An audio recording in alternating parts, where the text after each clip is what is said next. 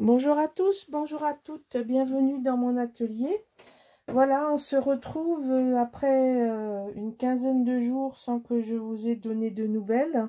Bon, entre mon jardin, le confinement où je m'occupe de mes petits-enfants qui n'ont pas école et dont les parents travaillent, je trouve pas beaucoup de temps à scraper et à faire des vidéos. Bon voilà, mais je suis toujours là. Alors, je vous avais dit que je ferais le projet My First Year, c'est-à-dire ma première année. Alors, pour ce faire, j'ai acheté, alors il n'y a plus que des petits bouts de papier, donc vous avez la collection volume 1, la collection volume 2, vous avez la collection donc là il y a 12 pages, 12 pages. Ici, vous avez la collection secondaire en 8 pages et vous avez la collection A4. Donc ça, c'est ce dont je vais me servir pour réaliser cet album. Alors, c'est un album, j'ai pas compté les photos, on comptera ensemble, mais comme d'habitude, ça va tourner autour des 80 à 100 photos.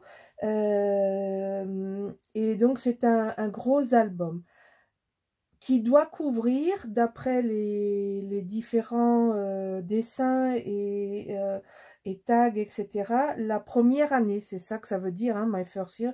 C'est ma première année de Ciao Bella. Alors, je l'aime beaucoup. Il est très sympathique. Il est très gai, très agréable à travailler. Alors, vous êtes plusieurs à m'avoir demandé comment je faisais pour déterminer les tailles de mes albums. Alors, c'est pas compliqué. C'est le papier qui décide. Alors, je vais vous prendre deux, trois pages qui me restent pour vous expliquer en gros les raisons qui conduisent à mon choix. Alors, je vais vous montrer deux exemples de papier que j'aime beaucoup, mais dont je ne me servirai pas. Parce que, vous voyez, ça, c'est typiquement une page. Si vous allez la couper, ben, il va en manquer quelque chose. Alors, c'est quand même une page qu'on peut exploiter. Alors, ce que je fais, la première des choses que je fais, je regarde, je dis, bon, ben voilà, si je coupe ici, je peux arriver. Donc là, vous voyez, j'arrive à peu près entre le tronc de l'arbre et la frondaison du haut, j'arrive à peu près à 24. Et sur la largeur, bon, ma foi, je ne veux pas faire des grands tout le temps. Donc, j'étudie les papiers. Voilà, donc celui-ci. Alors là, l'autre côté est encore beaucoup plus compliqué à faire. Alors, je vais pas le travailler dans l'album. Cette page-là ne sera pas travaillée dans l'album. Je vais la garder pour une page de scrap que je vais garder en 30-30. Voilà, et celle-là c'est pareil, enfin celle-là non, c'est pas tout à fait pareil, celle-là c'est encore pire, parce que là vous pouvez rien enlever, ou alors vous enlevez tout. C'est-à-dire que vous avez 11 mois, et le 12e est au centre. Donc vous n'avez pas de symétrie, vous voyez, quand vous vous mettez en face, vous n'avez pas de symétrie, parce que 11 est un nombre premier, donc il ne se divise pas par 2, il se divise par 1 et par lui-même. C'est la définition des nombres premiers. Par contre, il a un avantage, c'est que le dos est très très beau. Donc, je me servirai du dos. Alors, un papier comme ça ne pose pas de problème pour s'en servir, évidemment. Celui-ci, ce sont des tags. Donc, comme j'ai deux collections, je l'ai deux fois. Alors, une fois, je me le découpe de partout. Et une fois, mais je garde de l'autre côté. Et en fait, je regarde un papier après l'autre. Et je dis, ah ben non, ça vous voyez, c'est typiquement une façade. Ça va peut-être vous surprendre, mais je ne vais pas m'en servir. Je vais me servir des petits lapins, mais dans le format A4. Et je vais me servir de ce côté-là. Voilà, donc, en fait, si vous voulez, je mesure. Là, je ne peux pas vous montrer dans le détail parce que j'ai déjà tout coupé. Et que je me sers du papier. Oui, là, c'est pareil. Qu'est-ce que vous voulez couper là-dedans? Vous ne pouvez pas couper. Ou vous abîmez tout. Hein, ou on abîme tout. Ou alors, carrément, on fait l'impasse et on se sert de derrière.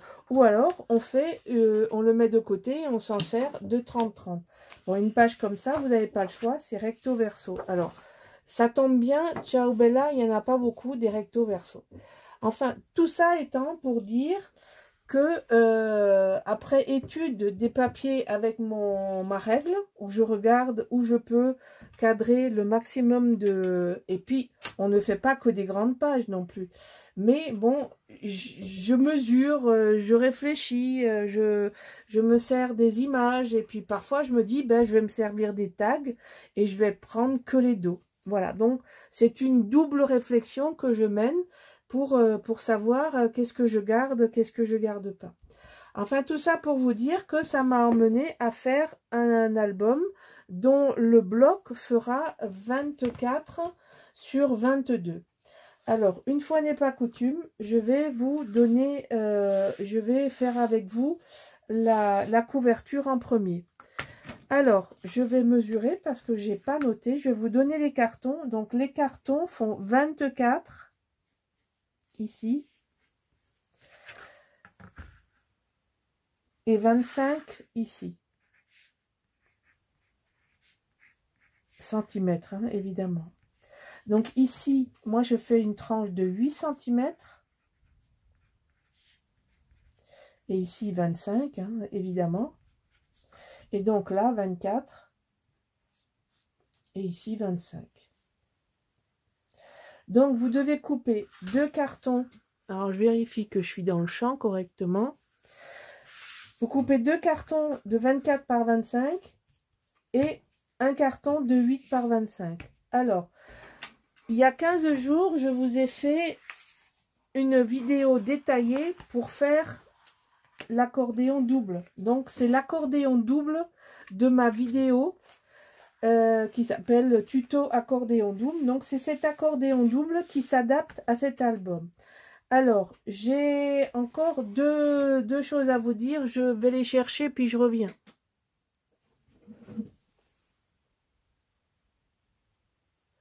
Alors, j'ai décidé de travailler sur un blanc cassé. Donc, ça s'appelle Pearl White. Voilà, ça c'est la référence que je prends. Donc, vous voyez, c'est du ton carton. 50 par 70 en 220 grammes par mètre carré. Et celui-ci s'appelle Pearl White, c'est-à-dire c'est un genre de blanc cassé. Il n'est pas blanc-blanc. Je vais vous montrer une page blanche à côté. Vous voyez, il est blanc cassé. Alors, pour moi, j'ai trouvé qu'il allait très très bien avec la collection. Je me sers d'un pack de 10 feuilles pour l'album. Parce que entre la couverture et ça, vous avez une grande feuille. Et ensuite, il vous faut des feuilles, il vous faut plusieurs feuilles pour faire les enveloppes. Et ensuite, il y a les rabats, les cartes, etc., etc. Donc, je prends toujours des packs de 10. Ça se vend par 10, hein, c'est 7,50 le carton de 10, enfin la planche de 10. Et j'ai un assortiment en blanc, en beige, en craft, en chocolat et en noir. Ça, ce sont les 5 couleurs de base que j'achète. J'ai fait toujours plus ou moins mes albums, enfin je fais mes albums dans ces tons-là. Donc je répète, blanc, blanc cassé, craft, chocolat et noir. Donc ça, si vous voulez faire un jour une commande de papier, comme il y a un frais de port que ça vient de la boutique Les 10 Doigts, bon, ben, vous achetez les 5 papiers, vous avez le frais de port gratuit à partir de 50 €, je crois. Et ça vient très très rapidement et en très bon état. C'est bien emballé, les planches, bien qu'elles fassent 50 par 70, elles ne sont jamais arrivées pliées ni en mauvais état chez moi. Donc ça, c'est une chose. Donc ça, c'est ce qu'on m'a demandé. Voilà, là les références du papier de fond dont je me sers. Le carton, je l'achète à la boutique, alors ça y est, Éclat de verre, où j'achète des grandes feuilles, des grandes pages de carton. Alors je prends du 2,3 ou du 3 mm d'épaisseur. C'est du carton de cartonnage qui est très très... qui bouge pas, qui gondole pas, bon, vous savez que le carton a un sens, peut-être que vous ne le savez pas. Le carton a un sens comme le tissu. Et vous voyez là, si j'appuie, il ne se déforme pas. Alors que si j'appuie ici, il va se déformer légèrement. Donc, le sens du papier, c'est comme le droit fil dans le tissu. Bon. Ça, c'est une chose. Là, il y a l'accordéon double dont je vous ai fait un tuto détaillé. Vous avez un tuto détaillé pour faire ça. Et je voulais vous montrer aussi les cardstock dont je me sers. Alors, j'ai un jaune pâle, mais je ne peux pas vous donner le nom parce que je ne m'en rappelle pas. C'est un jaune pâle que j'ai acheté chez ma copine chez Keepers. C'est un Papermania, je crois. Et là, j'ai un vert qui s'appelle Poire, un cardstock vert. Donc, je me suis servi de ces deux. Donc, c'est un jaune pâle et un vert tendre, des cardstock. Alors, ne me demande, je sais plus, je pense que j'ai dû faire 3 ou 4 de chaque, mais encore une fois, c'est pas obligé que vous mettiez des cardstock de tous les côtés.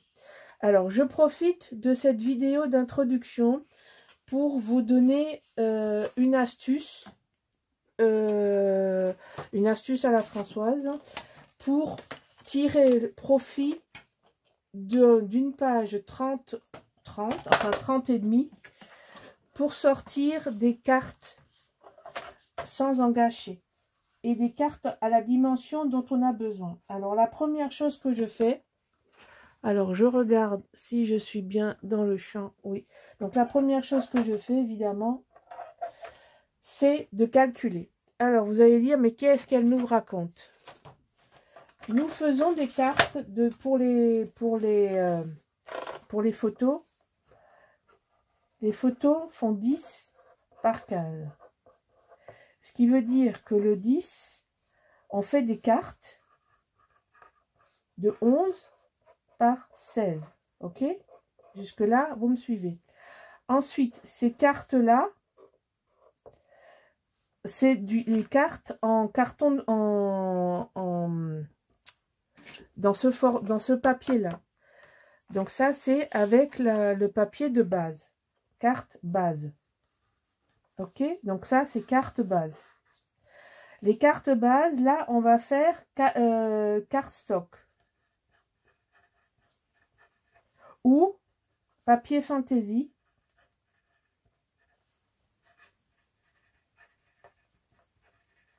Lui, il va être à 10. Alors, moi, je fais 0,7 et je fais 15,7 cm, hein, toujours. OK? Donc, je coupe du papier dans le cardstock ou dans le papier décor quand je veux, sur une carte comme ça, mettre un papier par-dessus. Je vais faire 10,7 par 15,7 pour avoir un bord de 3 mm, enfin plus ou moins 2 mm, parce que vous avez toujours l'épaisseur de la coupe qui se perd. Donc vous avez grosso modo un peu moins de 2 mm tout autour. Mais j'aime pas que ce soit trop grand. Donc quand vous réfléchissez, vous avez ici 10,7 et 15,7. Si vous faites 10,7, si vous faites ici 15,7 et 15,7, vous arrivez à 31,4. Or, notre papier, il fait 30,5. Donc, vous ne pouvez pas faire dans la longueur ou dans la hauteur, hein, puisque c'est la même chose. Vous ne pouvez pas sortir deux cartes comme ça. Vous pouvez en sortir une comme ça, une comme ça, une comme ça et une comme ça. Et puis, il vous reste un truc au milieu. Alors, j'ai réfléchi, je me suis dit, ça ne me plaît pas. Donc, qu'est-ce que j'ai fait? Vous faites 10,7 plus 15,7. Donc là, ça fait 14. Hein. Donc, ça fait 26. On est d'accord? Ça fait 26 cm 4. Alors, vous prenez votre cardstock. Quelle que soit la dimension de votre cardstock, il ne faut pas que ça fasse moins de 26,4. Donc, vous prenez 26,4 et vous coupez. Donc, vous avez de quoi faire une bordure, une dentelle, un tamponnage. C'est une chute utile. Vous la mettez de côté, vous tournez votre page à 45 degrés et vous refaites 26,4.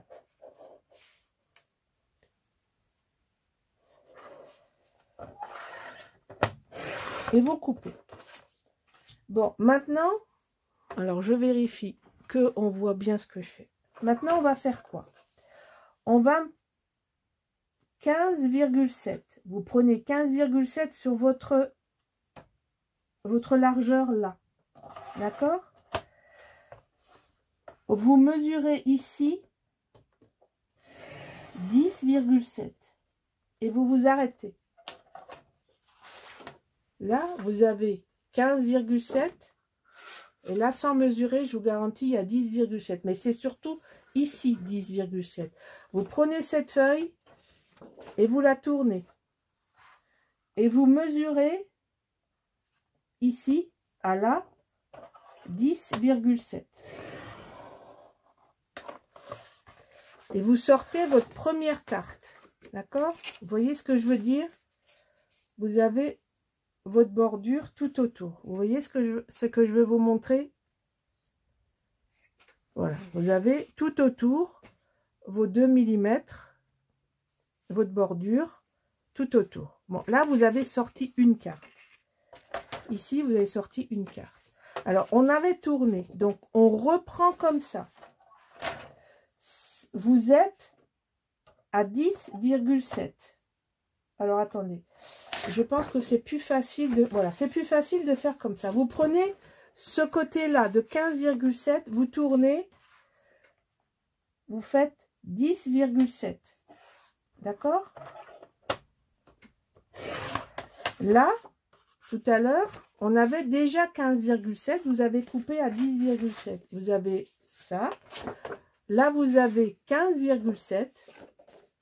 Vous mesurez 10,7. Ça fait 3 cartes. Et vous n'avez plus que ça à couper. Parce que ça fait exactement 10,7. Voilà la chute que vous avez. Et vous avez 4 cartes identiques. Plus 2 bandes. Et un petit carré. Voilà comment il faut couper vos cartes stock pour ne pas perdre de papier. Vous voyez, là, on a rentabilisé à 100%. Quand je fais des bandes avec des perforatrices de bordure, je les fais là-dedans. Et là-dedans, je peux aussi, de ce côté, faire du tamponnage ou du matage. Parce que, mine de rien, vous avez une jolie petite largeur. Hein, vous avez presque 4, vous avez 4 cm là qui tombent. Là, vous avez pareil, vous avez un peu plus parce que je n'ai pas enlevé la bordure. Mais vous avez là, vous avez 4,5, 4,4. Ici, c'est sur 30. Et ici, c'est sur 26,4. D'accord? Donc là, vous avez optimisé une page. Vous avez sorti 4 cartes qui font 10,7 sur 15,7. Vous en avez 4. Et vous n'avez pas de perte de papier. Voilà. C'est la seule façon de tirer 4 cartes de cette dimension-là dans une page 30-30. Voilà. Gardez précieusement ce truc parce que je vous assure, il vous rendra des services.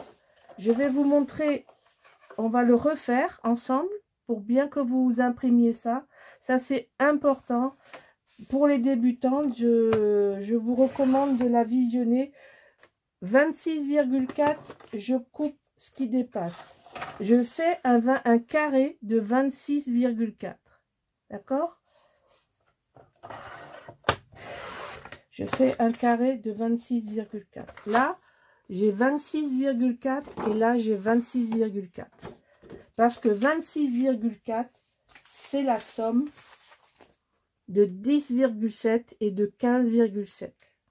Donc, ça veut dire que là, je vais mesurer 15,7 sur 10,7 et donc forcément ici, il me reste 10,7 puisque si j'enlève à 26,4 celui-là, il me reste celui-là. Et si j'enlève à 26,4 celui-là, il me reste celui-là. C'est mathématique, c'est des maths pures. Donc, on fait 15,7. On descend sur 10,7. On s'arrête. On tourne la page.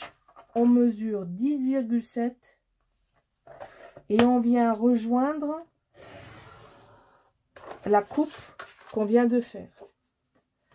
Là, c'est la grande largeur, donc ça veut dire que ici j'ai 15,7. Donc là, je vais couper 10,7.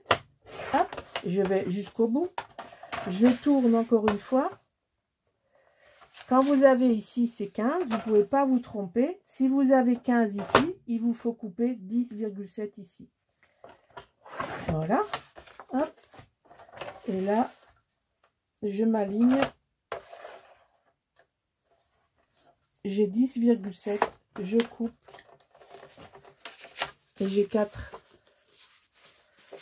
J'ai 4 jaunes. J'ai 4 verts et j'ai 4 jaunes. Donc, avec une page, vous faites 4 cartes. Alors, évidemment, le 10,7, vous pouvez le faire en 10,6. Vous pouvez le faire en 11 et en 16. Ça marche aussi. Parce que 11 plus 16, ça fait 27. Tant que l'addition de vos deux côtés ne dépasse pas 30,5, ça marche. Pour toutes les dimensions, jusqu'à 30,5, l'addition des deux dimensions. C'est-à-dire la plus grande longueur et la plus petite longueur. Enfin, là, vous avez la longueur, la largeur. Tant que ça, plus ça dépasse pas 30,5, vous pouvez tout adapter. Et vous avez toujours 4 cartes qui sortent d'une seule page. Voilà, je plie mon massicot et on va passer à autre chose. Alors, vous m'aviez aussi demandé de vous montrer comment je fais pour coller du Skyvertex sur une tranche. Alors, vous voyez, j'ai décidé de faire ça avec un beau Skyvertex blanc. Alors, c'est du nitrolin, si ma mémoire est bonne. Vous voyez, c'est pas un dessin lézardé, c'est un dessin légèrement au cou. Et que je trouve que ça va très bien. Vous voyez, c'est ton sur ton. Donc, ça va recouvrir. Et puis, on va mettre du papier. Alors là, cette fois-ci, j'ai décidé de le faire à cheval. D'accord? Donc, je vais encoller. Déjà, je vais repérer ma largeur sur mon papier. Parce qu'il ne faut pas que j'en colle de trop. Donc, ici... Alors, je suis en train de réfléchir. Là, j'ai coupé 18 de large, puisque j'ai 8. Donc, j'ai un débord. J'ai 18 de large et je vais mettre du scotch double face. Alors, je fais quelque chose et je reviens vous voir. Bon, alors, j'ai mis du double face rouge sur tout l'arrière de mon Skyvertex. Alors, j'appuie sur toutes mes bandes parce que il faut bien que ça adhère. Et si vous voyez, quand vous le ferez, ça change de couleur quand vous passez bien. Alors, j'ai aussi pris la précaution de repérer sur mon Skyvertex légèrement au crayon la tranche. Parce que j'ai gardé l'intervalle pour pas coller sur ma tranche. D'accord? Alors, ça va être un peu compliqué, mais je pense qu'on va y arriver. On va faire ça gentiment, tranquillement. Donc, je vais en enlever 2. Ça va permettre de... Bon, c'est sûr que ça... On peut le faire à la colle. Voilà, moi je fais ça. Et je vais enlever les 5. qui font la largeur de ma tranche. D'accord? Parce que je vais coller séparément la tranche des côtés. Donc, ici, je vais faire ça.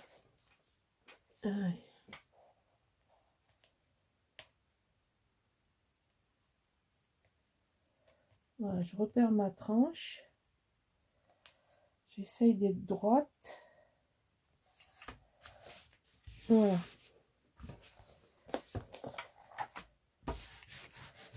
Bon, il faut toujours bien appuyer. Mais vous voyez, ça se colle comme du papier. Alors moi, j'ai voulu recouvrir, de revenir vers là. Ça, c'est un choix. Vous n'êtes pas obligé de le faire. Maintenant, on va faire l'autre côté. Et ensuite, on pliera. Ça, on pliera une fois qu'on aura collé. Donc, une fois que vous avez collé la tranche, vous savez que vous n'êtes pas parti en travers. Bon, c'est sûr que ça demande beaucoup de scotch. Alors, je ne le fais pas avec de la colle. Toujours pour le problème d'humidité.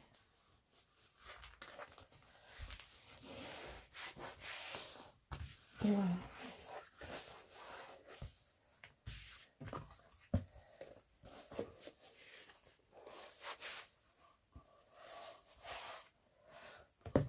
Voilà. Et on fait pareil de l'autre côté. Hop.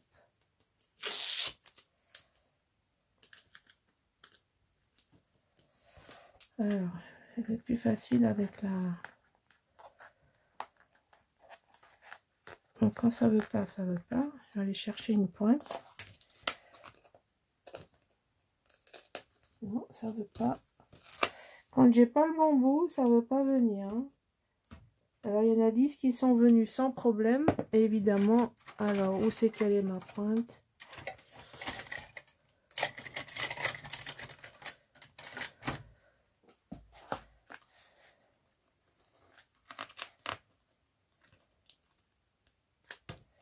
Ouais, ben, ça m'arrange pas du tout parce qu'elle ne veut pas venir quand même. Hein. Ah, il est bien le scotch rouge, mais alors quand il veut pas, il veut pas. Et alors là, j'ai fait un rajout. J'ai essayé au bout du rouleau. Hop, reste là.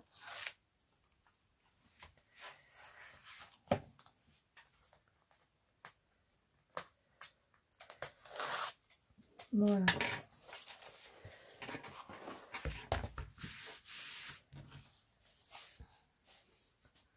Voilà, faut donner un peu de souplesse. Et on va plier, on va replier ça vers l'intérieur. Ça va protéger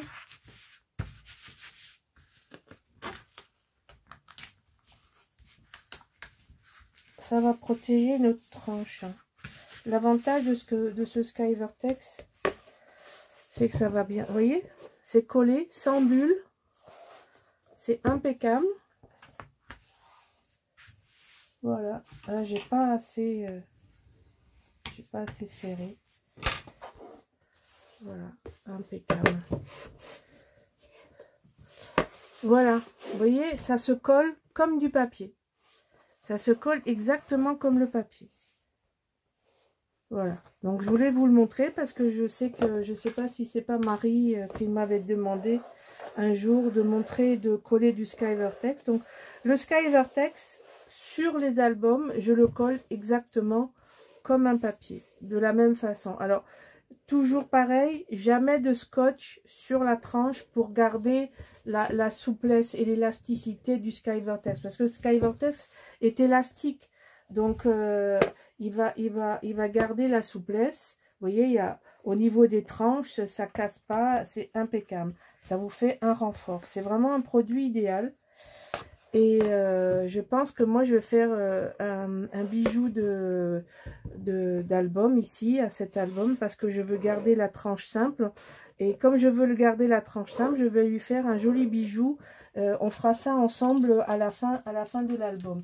Alors, je suis revenue à la première vidéo, c'est-à-dire que je vous montre l'album au fur et à mesure et non pas l'album fini avant de commencer. Parce que c'est trop compliqué pour moi à gérer au niveau de la captation. C'est-à-dire qu'au moment où je vous fais les vidéos, si je dois vous publier la dernière vidéo qui pour vous est la première, si vous voulez voir le projet fini, eh ben, je vous montrerai la première vidéo dans 10 jours à partir de la première, ou peut-être dans 15 jours à partir d'aujourd'hui. Parce que mon album n'est pas fini, puisque je dois tout coller avec vous, tout vous expliquer. Donc, j'ai pas encore collé, j'ai pas encore fait la déco, j'ai pas collé les blocs, j'ai pas fignolé, etc., etc. Ce qui veut dire qu'il me faut quand même du temps pour filmer. Il me faut du temps d'abord pour tout préparer. Parce que, vous voyez, quand je vais filmer la suite des blocs, moi, j'ai déjà tout de prêt. Voilà, vous voyez, mes blocs sont prêts. Là, vous avez le bloc 1, le bloc 2, le bloc 3, le bloc 4. Tout est ancré, tout est coupé, tout est réfléchi. Et donc, moi, si je vous fais un album en vous montrant l'album fini en premier, ça ne me dérange pas de le faire, mais ça veut dire que moi, le délai de publication, il va être très très long entre deux. Et ça ne me plaît pas de rester muette pendant 15 jours, 3 semaines, sans vous donner des nouvelles et vous montrer des vidéos. Alors, j'ai aussi décidé de faire moins d'albums. Financièrement, c'est pas évident d'acheter.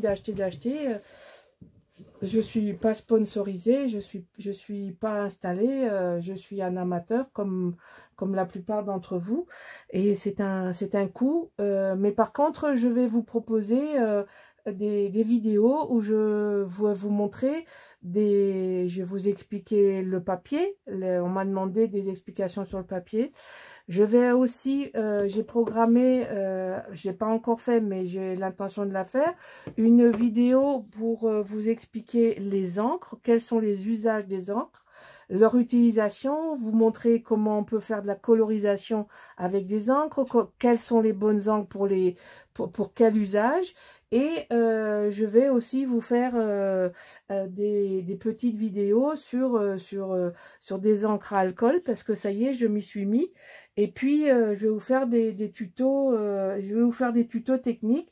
Peut-être je vais vous faire des projets courts. Peut-être que si ça vous dit, alors vous me direz en commentaire, si ça vous dit de faire des petits cartonnages à destination de scrapbooking, c'est-à-dire pas des boîtes de décoration qui n'ont rien à voir avec le scrap, mais des boîtes où on peut ranger des albums, où on peut faire du rangement de tags, où on peut faire du rangement des choses comme ça. Moi, j'adore le cartonnage et je peux vous faire des petites vidéos là-dessus.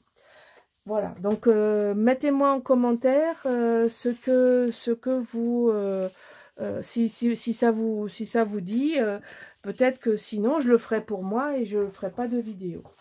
Alors, sur cette tranche, pour revenir à ma tranche, j'ai décidé de la faire en jaune. Vous voyez, là, j'ai déjà découpé un morceau pour une page. Mais là, je voudrais mettre ça.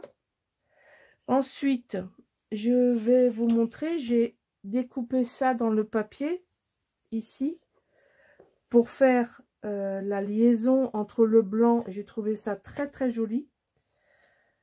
Et puis j'ai fait une shaker box. Voilà. Oh, j'espère que vous la voyez. Alors, c'est une des deux images, une des deux grandes images qu'on a dans le bloc A4. Donc j'ai pris la partie de la girafe et j'ai fait une shaker box toute simple avec la girafe, et j'ai mis des petits sequins, mais qui sont brillants pour donner un peu de relief. Et donc ça, si vous voulez, je vais le mettre là, sur ce fond jaune, sûrement un peu en travers. Vous voyez, elle est quand même assez large. J'ai pris l'image complète. Donc, je vais vous donner les dimensions de la shaker box. Maintenant, vous savez les faire. Et sinon, vous vous reportez au tuto shaker box que j'ai fait. Et le dos de l'album, ce sera ce papier-là, derrière. J'ai trouvé ça très très frais. Alors, je ne vais pas le coller avec vous là. Je vous le montrerai fini la fois prochaine. Mais je remettrai la bande derrière comme ça. Et puis, on agrémentera en décor. Voilà. Donc, je ne vais pas le faire de suite. Mais je voulais vous faire ça. Parce que pour percer et pour faire les choses, il faut que je fasse ma tranche avant de percer et que je perce avant de mettre l'accordéon et que je fasse l'intérieur. Tout ça a un ordre établi. Donc, il fallait que je colle le Skyvertex. Alors, j'en ai profité pour faire ma première vidéo. Voilà. Donc, voilà le projet de la couverture. Alors, la shaker box, vous découpez dans le papier plume un rectangle de 21 sur 15. Puisqu'en fait, c'est la dimension du papier. Vous faites 1,5 de bord. Vous creusez et vous habillez avec le papier jaune pâle qui va servir dans votre album. Donc, c'est un rappel du papier. Alors, j'ai choisi de travailler beaucoup le jaune et le vert pour éviter de marquer l'album fille ou garçon. Alors, évidemment, il y a un peu de bleu, il y a un peu de rose, mais c'est en petites touches. La dominante que j'ai voulu donner, vous verrez plus tard, fait un album unisexe. C'est-à-dire que ça va aussi bien pour une petite fille que pour un petit garçon. Puis il faut arrêter de dire que le bleu, c'est les garçons et le rose, c'est les filles. Hein. Moi, mon mari, il adore mettre du rose. Moi, j'adore mettre du bleu. Et je vous assure, je suis pas un mec et mon mari, c'est pas une fille. C'est ce que j'explique d'ailleurs à mes deux petits-fils qui sont un peu traumatisés par les couleurs. Donc en fait, les couleurs vont à tout le monde et il faut arrêter de se borner sur des couleurs comme ça.